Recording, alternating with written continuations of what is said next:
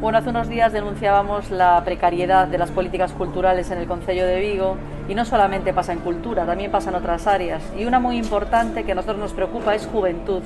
El área de juventud está totalmente abandonada, el concejal no existe, al alcalde no le importa nada y nuestra concejala encargada de los temas de juventud, Patricia, ha hecho una serie de propuestas que hemos debatido entre los concejales y que las vamos a presentar para que el gobierno municipal tome nota.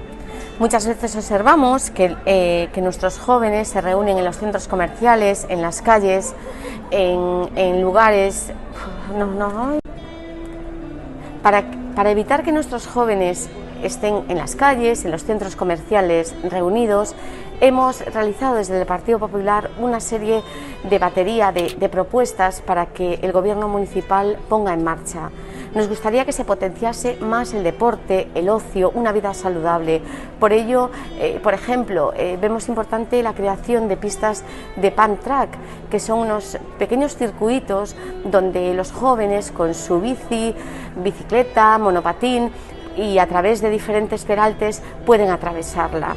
Nos parece también muy importante potenciar el ocio y el deporte al aire libre. Por ello es importante que se potencie más el deporte marítimo, que se establezcan convenios entre el concello y los diferentes colegios o asociaciones para poder disfrutar de nuestra ría. Nos gustaría también que se volviese a fomentar los torneos al aire libre de ajedrez. También nos gustaría que hubiese rutas de senderismo, tanto para conocer los montes que rodean nuestra ciudad o conocer Vigo. Tenemos el ejemplo del éxito que tuvo Coñece Vigo. Por tanto, consideramos que es importante que se pongan en marcha este tipo de propuestas y que el alcalde preste atención a los jóvenes, porque es un colectivo que tiene totalmente olvidado.